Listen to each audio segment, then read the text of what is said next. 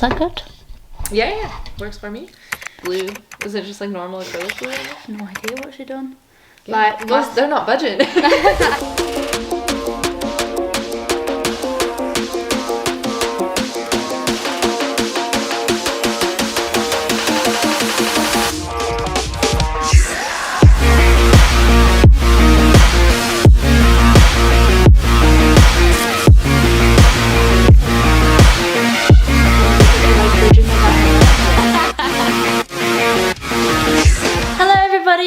Welcome back to my YouTube channel, and today I have a very special guest. We've got Ashley Young. You're like all the buzz right now. I feel like you've been all the buzz for a while. Oh, actually. What have you been up to recently? I am a actor, dancer, model. I'm in the entertainment industry basically, so I like to say I do whatever my agents throw at me because I don't like to be bored. I feel like this is the perfect industry for me, and it also gives me a chance to kind of be that person to represent people in the limb different community, and I love it. We've spoken about it before, growing up with a limb difference and things like that. The representation recently has gotten so much better.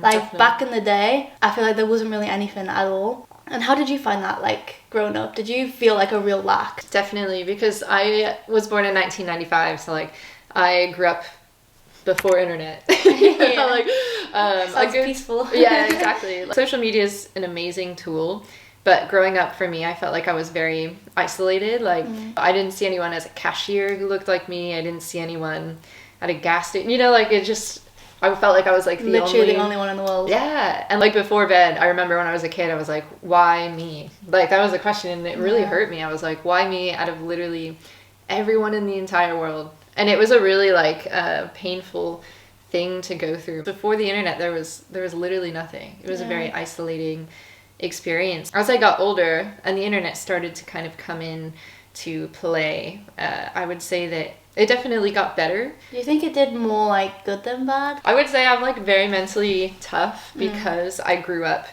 with the good and the bad. Yeah, like I remember getting a lot of like weird DMs, I'm sure you get them as well. As a, I don't know, like 13, 14-year-old girl, like trying to go and navigate that and also be someone who's different. Yeah, it's one thing being 13 anyway. Yeah. And then you add that on top. But I think it is very good, because I think I was like maybe 17 is when I kind of first started to see people like Angel Jafria, Rebecca Marine. They were like my idols, just to like have that sort of community and representation, and then you know, we all get together and we all know each other. And yeah, I think the internet is an amazing thing for that, and without it, I wouldn't have met them. I wouldn't have met you, honestly. Like, you know, so true. Did you find that you experienced bullying more online than you did in person? I don't, like, especially in my younger years, when I first started social media, I didn't really get much. Like, I didn't really get anything at all. Really? So like, really, I was like, I was so optimistic. I was like, wow, this is the best thing ever. Let's go, social media. Everyone's lovely. I feel like I get it more now, but I feel like there's more freedom of speech now. Yeah. I feel like, I mean, it's flipping Instagram Reels is the place to go to get absolutely, like, I don't know, violated. Absolutely. Because for me, like, I had more bullying, I think, in middle school, which I think is like your secondary school, right? Yeah. Yeah, that's when I didn't get bullied necessarily, like, online too much, but I definitely got bullied in, like, school. Yeah. And, like, I think it's because everyone was focused on who was popular and who wasn't. Yeah. And it's also, I don't know if it's, like, American, but, like, like, people are really interested. Yeah. Middle school, it's, like, the strangest thing to like be different and be okay with that. It's tough, isn't it? And like, I don't know, people don't mean, like the kids don't mean it, but everyone's kind of searching for a place to be, and like when someone is mean to you, they're kind of projecting what they're most afraid of, right? Sure. They're, I don't know, picking on you for being different because they don't want to be different. But that's not my fault. Yeah, you know? Exactly. And like, why are you taking it out on me? So it's hard. And you have to be very strong-headed as a person with a visible difference, because it's like you need to be able to have that understanding. When it comes to like finding your place and stuff, that's where representation is so important. I seen you in a tube station. Oh, did you? Yeah. Oh my gosh. I was like, oh my god, it's Ashley. What do you feel like sort of like fuels you to want to be in front of the media and things like that, especially when sometimes there is like backlash? I would say it's being a kid and not seeing myself in anything. Like I feel like I remember that feeling being so horrific that I don't want any other kid to feel that way ever. And I think anyone who has like a visible disability in general, just to see someone that maybe doesn't look exactly like them, but is someone who is different from the normal, that like fuels me. Like I love to do it because it's fun and I love my life. But like I feel like my like motivation is never to do anything for myself. It's for the next generation, and like I like to push and fight and see what kind of rooms that I can get into, and that way hopefully that door is now open for them to come in and now be able to do the same exact thing. Even like stuff like being in film. If I'm in film for like literally 1 second and someone spots me and they're like, wow, she's in there, she's doing that. Yeah. I can do that too. Like if they thought that was never an option their entire childhood, and all of a sudden they see me and now they think that this is a new path for them to take. I feel like for me that's like the most important thing. You are one of like the leading forces, I feel like, when it comes to like representation and things. You've been in some of literally the biggest movies recently. Over the past 2 years. Yeah. So I'm gonna stop this because then it's gonna get a bit long. Okay. But then we'll talk about all that. Yeah, sounds good. Okay, so one of the biggest things you've done recently, which is super exciting. You were in Barbie. Yes. Not too long ago, which is amazing, like insane. And you were in Wicked as well, which is really fresh. It's like, how was that? How did that come about? Should we start with Barbie or Wicked? Let's do Wicked. Okay, so Wicked, they had been filming in Ivinghoe, like Buckinghamshire. Sure. If I'm saying that right. I had known that it was like filming for quite some time because I had a lot of friends that were on it as like background extras and just dance and horse people, and I had known that it was happening and going on, and I was like, oh, if I get it, I get it. If I don't, the universe is going to give me what I deserve, or or what I need in life. And it was like the end of the summer, probably about a year ago, and I got an email and it was like, are you still available for Wicked? And I was like, still? Wait a second. I was like, didn't we talk about this before? I was like, wait. But yeah, I was like, absolutely, whatever you want, I don't mind. And we were filming one short day in the Emerald City. One short day. And obviously I had to take it. Like Wicked is like the biggest thing. I watched it as a kid. I very much resonate with Elphaba. I feel like Elphaba is like a character for me that I connect with quite a lot. It's just been something that's been in my life since I was a kid, and like I said yes and went to the rehearsals. I was very sick. I was very ill. I had like the flu or something. I don't know. But I like had to be there. I was like, no, nothing will be standing in my way. Like doesn't matter. I'm going to do it. Regardless. For sure. So yeah, it wasn't through an agent or anything. They just reached out to me because Hannah, who was the stand-in for Nessa, she told the choreographer about me when he was kind of asking Christopher Scott. He was like wanting to make sure that Emerald City felt welcome for everyone. There's a little bit of everyone, and everyone's on kind of like an equal playing field, and there's room for literally every person in Emerald City, and that was like a really amazing concept for me. And like to have such a variety of people of all shapes, colors, sizes, ethnicities, like genders, it was amazing. Like everyone truly felt welcome. Just to be on set as like a dancer was just incredible. It was cool. You can really feel it as well. Like when it's all happening. Like I literally went to see it like last night for research. Exactly. I really just wanted to see it. You can really tell. Like, there's a sort of shift all of a sudden. I mean, the whole plot is like the animals getting like sort of rejected and outcast, Then you go to Emerald City, and like there was just so much going on. There was so many people. I saw you. I did see you. And like I love that energy. It is like, in the future, can we just be a big Emerald City? Yes. That is the goal. Yes. At the end of the day. Literally the goal. Everyone was different. Not just me. Everyone.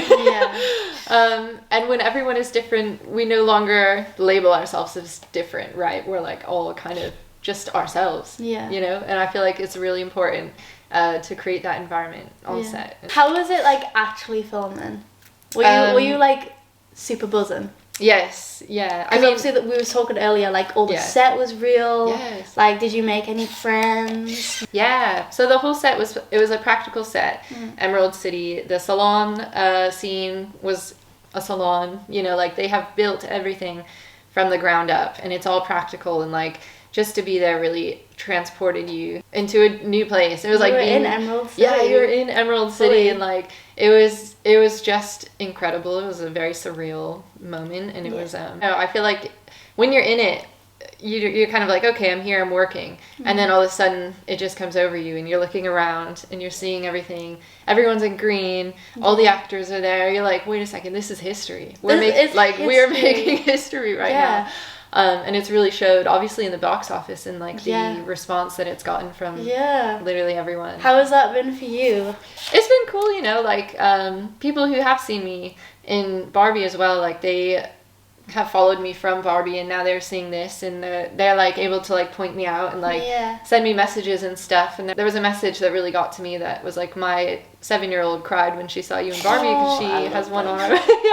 Those ones. Yeah, they're my absolute favorite. And like she's like, I'm gonna take her to see Wicked now. And like even though I'm in the movie for probably like a total of 2 seconds, like I can see myself because I know where I am in the crowd, but like you can only really truly see me for a very short amount of time, but still like that having such an impact, you know, is incredible to me and important. That's what I want. You know, like 100%. Yeah. Sometimes it feels like you just like press post, you know. And then but it's the messages that come back that are actually like, damn, like people are seeing this. And you should be like really, really proud of yourself that you keep getting into those rooms and keep doing it. Because I always say like, if it's just like one little person at home who like takes something away, then that's a win. Exactly. Because that could have been me and you when we were younger and been like, oh my gosh, I can be an actress, I can be in Wicked, I'm welcome in Emerald City. You know, and it's just, it's the sweetest little thing. And you are like such a beacon of just, you can do it, you know. No, it's true. So Barbie as well. Yes, that amazing. Was my first big film that I've ever done. Take 3 agency, who I'm still with now, they messaged me on Instagram and they were like, this feature film is looking for amputee dancer and I was like, because it's on Instagram, I was like, is this a scam? I was like, I don't know, but they sent me the details for the audition and I was like, yeah, I'll go, it seems like a credible studio, and it was, you know. And I showed up and it was an audition only for disabled people, which was kind of cool. You could discuss being in a room, included in a room full of people who are able-bodied. But I feel like the environment of all of us together was so lovely. And we kind of had our own space and our own, like our own ability to be expressive, basically, without able-bodied eyes, you know, looking at you. And I feel like that was quite nice. And we all got to know each other. We did the audition, and then some of us got a call back to be at Warner Brothers Studios and do our second audition there, which was crazy cool. Oh my gosh. And I hadn't been at that studio before, so it was really exciting. 2 of us were picked, and there was, in the end, 35 of us, and 2 disabled dancers were picked to be part of the world. First thing that we shot was the dance scene, which was the opening sequence of the movie. Which was very fun. Very cool. And then Greta, she wanted us to basically be part of the Barbie world as like the background characters, because it probably doesn't seem like it now, but as dancers, like we stand up very straight, you know, and like there's a specific way that we kind of walk compared to I don't want to say normal people, but like non-dancers. For sure. And so she wanted us to kind of have that like Barbie and Ken like stance, and she wanted us to be recognizable characters in the entire world of Barbie. We're involved in all of the like background scenes in Barbie world. Barbie world was real as well, wasn't it? Yeah, it was all practical sets too. Fun.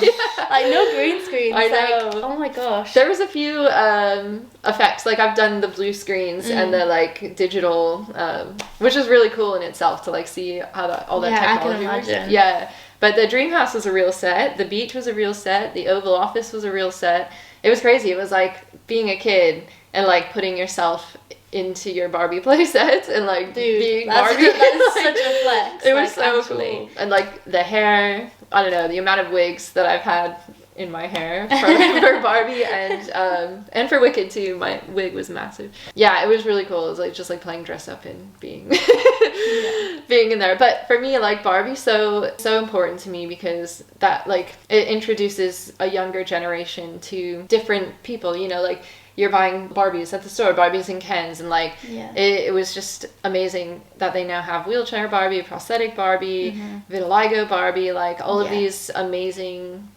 different Barbies and body types and shapes, and I think it was so amazing. Like, I feel like a lot of people didn't really know what to expect when we were getting a Barbie movie. Yeah, you know. Yeah. Like, because I watched like the animated Barbie films. And that. And they're just like a fun little narrative. Barbie's like perfect, you know. Yeah.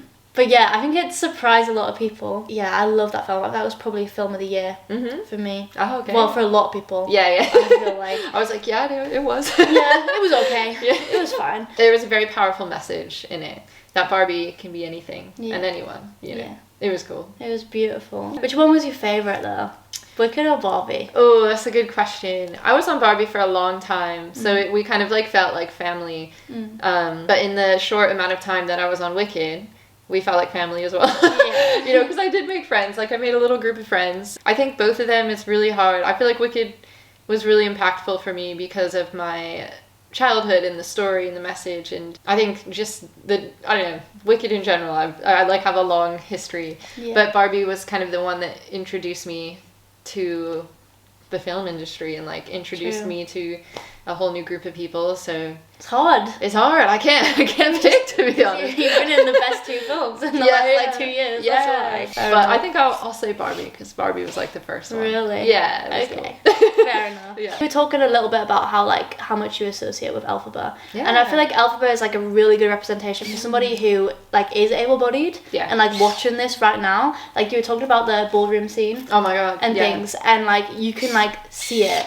But I feel like for people like you and me, like we like feel it. Yes. You know, because she just feels so like sticking out like a sore thumb, right? Yeah. I mean, she lived her whole life green, and for somebody who's able-bodied, I don't think you can really capture what that feels like. Yeah. To be like the only person in the room who is like physically, visibly different. Exactly. Like, I mean, disabilities come in all forms, and they're all, you know, perfectly valid and come with different struggles. But when it's like a physical, visible disability, which I find really hard to say, but sometimes like that is the first thing people notice about you. Absolutely. You know? Yeah. And like immediately it's like, oh yeah, she's green, but I think what's really beautiful about Elphaba is like she owns it. Yeah. And I think that's the best sort of representative character for like anybody, able-bodied or not, because everyone's got their own like little insecurities, haven't they? Sure. Yeah, we were just talking about how that dance scene really like brought it to life. Spoiler alert. Oh yeah. But the ballroom scene, I don't know, from the beginning, like she is visibly different and she does own it, but it doesn't mean that it's not painful for her. And like the way that Cynthia just brought that emotion to the scene, it resonated with me so much. And like I went to go see it for the first time with the casting crew. And I felt, oh my god, like I was such a mess. I'm like there like, like trying not to like sob. I was sobbing. You know, my friends, they just like gave me a little rub. They're like, it's okay. But like, yeah, it's the thing, like you're different and you're trying so hard to be strong, and you like walk into a room, everyone's looking at you, you know, out on the outside you're like, I'm fine, everything's fine, I'm different, who cares? But in the inside, it's human. Like, yeah, you're only human, and it's your inner child too that like is hurting, is screaming inside of you, you know. And it's very much like, I don't want to be different, I don't want to be looked at, I just want to feel like I fit in. And it's like a very tough thing to endure, you know. And I feel like a lot of people who are physically different, visibly different, like that, I feel like that scene was so powerful. Like so powerful. It really was. Someone was telling me who was able-bodied, they were like, oh yeah, it was really long, and like I didn't know if it needed to be that long. And like for me I know, and like for me, like watching that scene, I'm like, I didn't think about that at all. No, I was just crying. Yeah, you know, like, and it like, yeah, and it made sense. But it was crazy, like in the theater too, during that scene, everyone's like sniffing, and you like look around, and a lot of people do resonate. Like, even if you are able-bodied, like just feeling different in any sort of way, you know, like if you're part of the LGBTQ community, or if you're really tall, or like, you know, there's a lot of like people who maybe do feel that way sometimes as well, who are physically different. But I feel like a lot of people really kind of took what they could personally from that scene, and I feel like they did such an amazing job. Yeah, they really did. So cool. Yeah, they did such a good job. If you could give like one piece of advice to your younger self, or anybody who's watching right now, what would you want to say? I would say just keep going, you know. If you get a no, it's for the best. Make it into a yes. Yeah. You know, like, things are always going to come your way. And I feel like being yourself is, like, the best thing that you can do for you and for the others around. And yeah, it's not going to come from external validation. It will come from yourself. And yeah, you got this. That's all I got to say. You got this. You're going to be fine. You're going to be just fine. I feel like if I could tell myself something, it would be that, like, the feelings that you have now don't last forever. True. And stick with it, and things will work out. I love that. That's so sweet. And just quickly, you might not be able to say, but is there anything else in the works? You don't need to tell us what, unless you want to. I can't say. Okay, we'll keep an eye out. Yeah, there's some pretty crazy stuff that's going down, so we'll see what happens next few years. Yeah, you'll have to come back for a debrief. Yeah, definitely. Every time I'll be like, listen, I need to know all the ins and outs. What's going on.